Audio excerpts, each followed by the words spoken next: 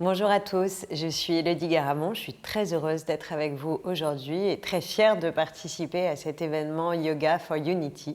Donc j'ai eu la chance d'être conviée pour cette conférence parce que est sorti le 23 février ce livre qui s'appelle Yoga, un art de vivre, qui est un peu une encyclopédie. Voilà, j'espère que vous le voyez bien. A priori, on devrait reconnaître la photo. Et en fait, c'est un livre dans lequel j'ai eu envie de compiler toutes les informations que j'ai glanées au fil de mes 25 ans de pratique, puisque j'ai eu la chance de démarrer le yoga quand j'étais à la fac, en première année. Je ne sais pas pourquoi j'avais pris option yoga. Et depuis cette découverte, cette rencontre plutôt entre le yoga et moi, ça a été une très belle histoire d'amour, une histoire de recherche, de rencontre aussi. Et en 25 ans, j'ai eu la chance d'appréhender le yoga sous toutes ses facettes. Et c'est un peu ce que j'ai voulu partager dans ce livre, au-delà de la pratique physique, au-delà des postures, des asanas et des séries de postures.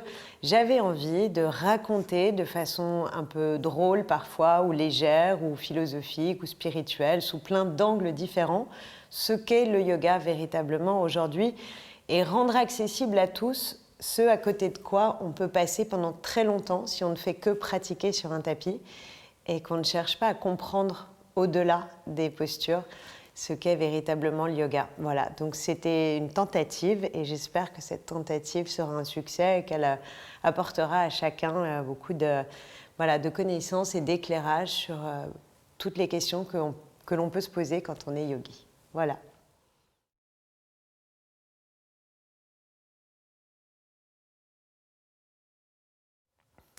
Je pense et je sais, comme chacun d'entre vous, que le yoga n'est pas qu'une gymnastique posturale. Je crois que si vous êtes là, si je suis là, c'est qu'on partage tous cette même conviction et que les 8 corps du yoga nous animent autant que le simple corps des asanas.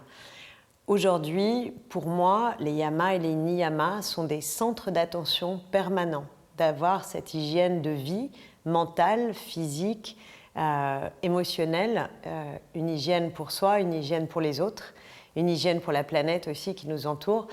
Et je crois qu'à travers le yoga, on peut améliorer sa vie, on peut améliorer son rapport à soi, on peut améliorer son rapport aux autres.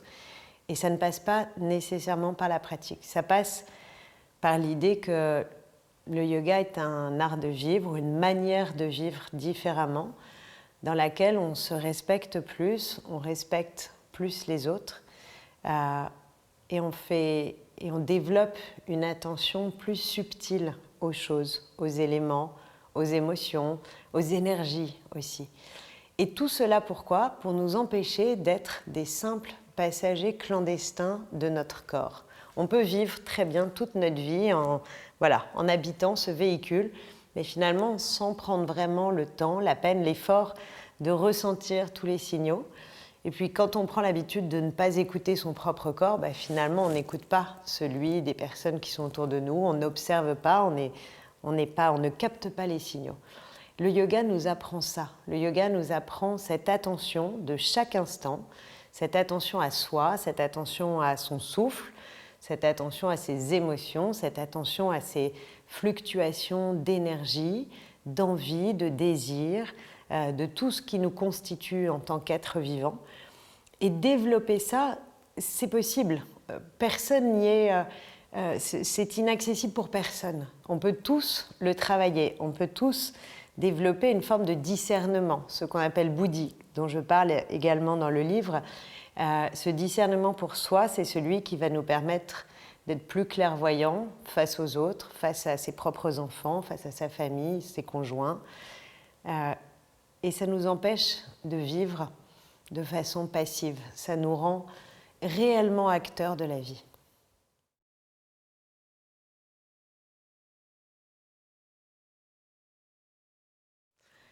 On me demande souvent, évidemment, pourquoi j'ai donné ce titre au livre. Alors, je vais vous faire une petite confidence. Ça a été très, très, très compliqué de donner un titre à ce livre parce qu'on était parti sur encyclopédie, mais il y avait déjà une encyclopédie du yoga, il y en a même déjà plusieurs. Après, on est parti sur panorama, bible, dictionnaire. C'était un casse-tête phénoménal. Et puis finalement, mon éditrice me dit, mais moi je vois tout le temps tes interviews, tes posts, tout ce que tu signes, et tu signes tout le temps Yoga, un art de vivre. Elle me dit, pourquoi ce ne serait pas ça le titre de ton livre? Alors voilà pourquoi ça s'est appelé Yoga, un art de vivre, et pourquoi c'est un art? Parce que ce n'est pas un sport, ce n'est pas une... Je ne peux pas l'appeler vraiment une activité, ce n'est pas non plus une religion, ce n'est pas une philosophie en tant que telle, encore que certains pans du yoga relèvent de la philosophie, certains pans du yoga relèvent de la spiritualité ou de la religion, certains pans du yoga relèvent de la pratique sportive. Mais finalement, quand on met ensemble toutes ces petites briques, et c'est comme un Rubik's Cube, et si on assemble toutes les couleurs sur les bonnes faces les unes avec les autres, eh bien, moi, je trouve que c'est un art parce que le yoga requiert les mêmes qualités que de développer un art, finalement. L'attention, la créativité, la précision, la discipline aussi. Ce n'est pas juste un loisir, on le sait, le yoga, c'est ardu. C'est une discipline, ce n'est pas juste comme ça, voilà, faire quelques postures, ça peut l'être. Mais si on l'englobe dans la totalité de ce qu'il est, je n'ai pas trouvé de meilleure terminologie pour décrire le yoga que ce mot art.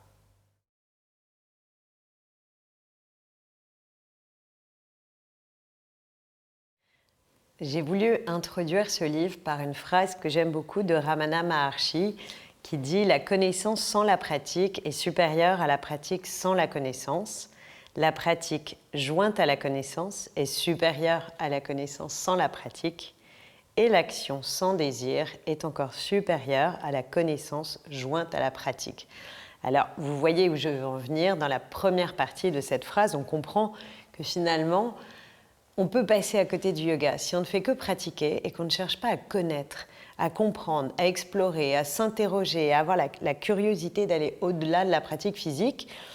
Eh bien, on peut être un très bon yogi, néanmoins, et tirer énormément de bénéfices physiologiques et voilà, sur son mieux-être quotidien à travers cette pratique du yoga, mais on va louper une partie de la richesse que nous apporte le yoga, une partie de compréhension du monde, des clés de lecture de cet univers dans lequel nous vivons que nous offre le yoga, et c'est dommage. Et la deuxième partie de la phrase qui dit « Et l'action sans désir est encore supérieure à la connaissance jointe à la pratique », pour ceux d'entre vous qui avez lu la Bhagavad Gita, vous connaissez déjà ce concept, ou alors je vous conseille de lire aussi l'excellent livre de Colette Poggi qui s'appelle « La Bhagavad Gita ou l'art d'agir ».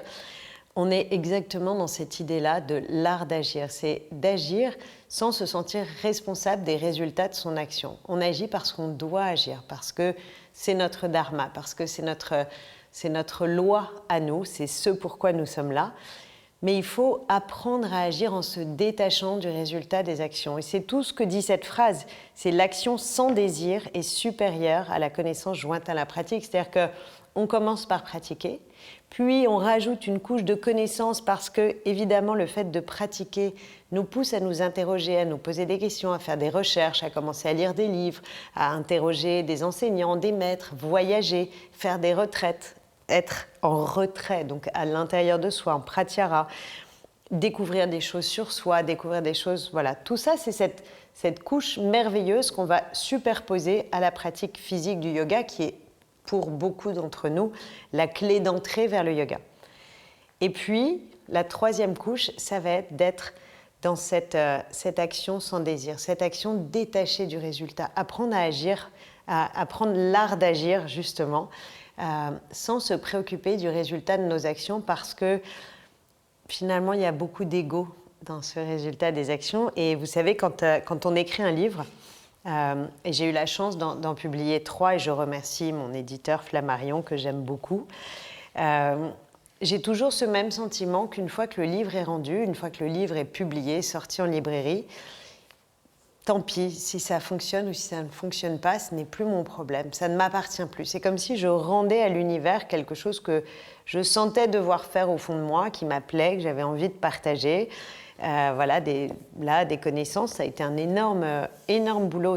J'ai passé plus de 2 ans et demi à constituer cet ouvrage. Et aujourd'hui, il est rendu, il est donné, il appartient aux autres. Voilà, que ça marche ou que ça ne marche pas, ça ne m'appartient pas parce que je ne suis pas responsable du fait que certaines personnes vont aimer le lire ou pas, vont être dans telle humeur, tel mood, telle réceptivité ou pas. Je ne peux rien influer là-dessus. La seule chose sur laquelle je peux influer, c'est sur l'action, le agir. Voilà. Donc voilà pourquoi j'aime beaucoup cette phrase et j'ai voulu la mettre en introduction du livre.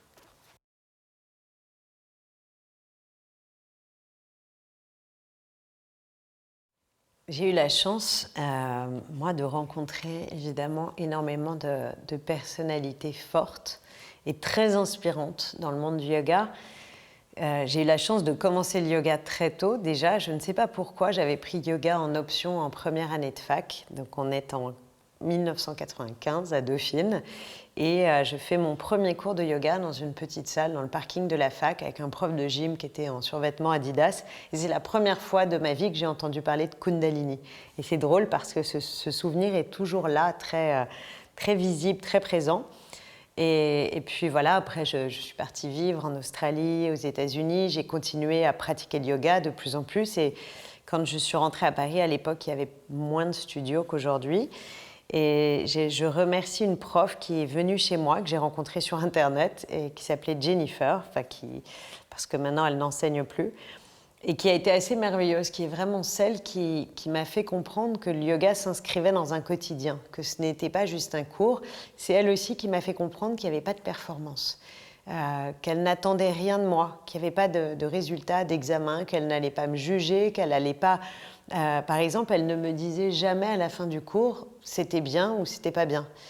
Et au début, j'étais un peu interpellée parce que je me disais, à la fin du cours, j'avais envie un peu d'une petite gratification, me dire ah c'est super, t'as bien pratiqué aujourd'hui. Ah rien, silence total. Et puis après quelques semaines et quelques mois, puisqu'on a eu la chance de pratiquer ensemble pendant 3 ou 4 ans, je me suis rendu compte que j'attendais ça pour rien, que ça ne servait à rien et que en effet, je n'avais rien à attendre d'elle. Pas de gratification, pas de résultat, pas de félicitations parce qu'on n'était pas à l'école et que le yoga, ça ne se sanctionne pas. Et puis l'autre enseignant qui a marqué ma vie et que vous allez ou vous avez la chance de connaître, c'est Patrick Frappeau. Patrick qui a été mon prof, puis mon formateur, puisque c'est grâce à lui que j'ai commencé à enseigner le Vinyasa Yoga, et puis qui est maintenant un ami et qui est dans le bureau de l'UPI avec moi, donc qui est dans cette union des professionnels du yoga. Donc on mène plein de combats ensemble et pour moi aujourd'hui, c'est la personnalité qui m'inspire le plus. Et je voudrais citer l'auteur qui a le plus compté pour moi parce que j'ai toujours énormément lu et je me suis évidemment replongée dans une peau d'étudiante quand j'ai préparé ce livre, puisque j'ai retrouvé plein d'ouvrages que j'avais lus depuis 20 ans, j'ai cherché, j'ai annoté, j'ai pris des quotes. Et je crois que celle qui me touche le plus et qui m'émeut le plus, c'est Mahananda Moyi. Parce qu'il y a quelque chose dans ces textes qui est rempli d'amour, qui est rempli de joie. Et quand je lis ces livres, à chaque fois, j'ai la même chose, c'est que j'ai le sentiment qu'elle fait partie de ma famille. C'est assez déstabilisant, mais c'est comme s'il y avait une espèce de tendresse, presque de complicité entre elle et moi. Alors évidemment, je ne l'ai pas connue. Et évidemment, elle ne me connaît pas, mais j'ai le sentiment que ces livres m'étaient destinés, en quelque sorte. Je ne sais pas si ça vous est déjà arrivé de ressentir ça, c'est très particulier. Voilà, donc Mahananda Moyi, et si je devais en citer un, je dirais Aux sources de la joie, qui est vraiment un très joli livre que je vous recommande.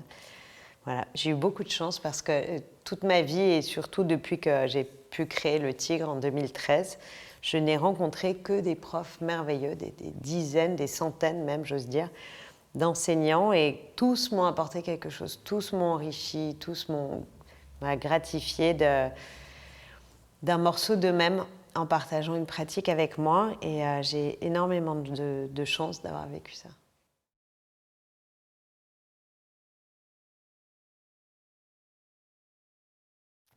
Alors, je sais que vous allez tous vous précipiter pour acheter le livre, j'espère. Si vous vous posez encore la question et pour voilà, vous aider un peu à explorer l'idée de ce livre, je l'ai construit en 3 grandes parties, enfin 4 parce qu'il y a une longue partie d'introduction dans laquelle j'ai raconté un peu l'histoire du yoga, les chiffres du yoga, pourquoi toute la symbolique des chiffres et comment on se conditionne à rencontrer le yoga. Donc ça, c'était la première partie. Enfin, c'était l'introduction. Après, il y a une première partie dans laquelle j'explique toutes les différences de yoga. Voilà, parce qu'on me pose souvent la question, quelle est la différence entre le vinyasa et l'ashtanga? Qu'est-ce que c'est le kundalini, le jivamukti? Voilà, donc je trouvais ça intéressant de le raconter un peu vu de ma fenêtre et de partager avec tout le monde les différences entre les pratiques. Alors, pratiques et outils yogiques. Qu'est-ce que c'est un zafu? Voilà, donc toute une partie extrêmement simple à appréhender.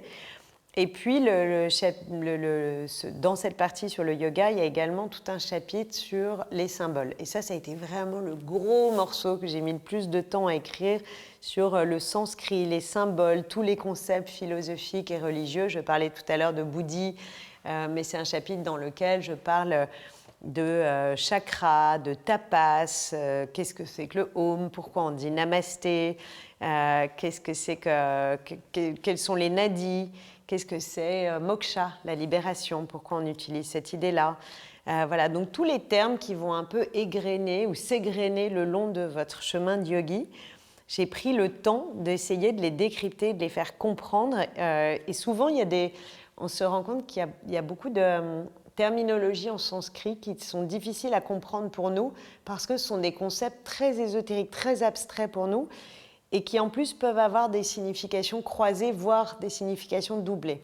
Donc voilà, j'ai essayé vraiment avec tout mon cœur et mon temps d'être le plus explicite possible pour que chacun comprenne voilà, qu'est-ce que c'est le dharma, qu'est-ce que c'est le karma, tous ces concepts. Et puis j'ai eu la chance que ce soit Clara Michel qui illustre ce livre, et donc il y a de très très jolies illustrations. Après, je suis rentrée dans une partie qui était un peu plus art de vivre du yoga, avec l'explication sur des concepts d'art de vivre, de psychologie positive, et toutes les pratiques psychocorporelles, toutes les thérapies comportementales, les médecines douces, tout ce qui compose un peu notre vie de yogi. Et c'est vrai que dès lors qu'on est pratiquant de yoga, on a moins envie de se soigner avec de l'allopathie traditionnelle. On a envie d'explorer d'autres choses dans son rapport au corps, dans son rapport aux soins, à la maladie, à la prévention. Donc voilà, j'ai expliqué un peu toutes ces nouvelles thérapies. Ça va de l'EMDR au Reiki, en passant par Feldenkrais, la naturopathie, l'acupuncture, le chamanisme. Voilà, donc ça, c'était une deuxième grande partie. Et puis la troisième grande partie, il y a à la fois tous les dieux du panthéon indien, alors évidemment pas tous, mais ceux des yogis, et puis toutes les grandes figures et les grands textes du yoga. J'ai essayé de résumer tous ces textes qu'on adore, le Mahabharata, le Ramayana, je parlais de la Bhagavad Gita tout à l'heure.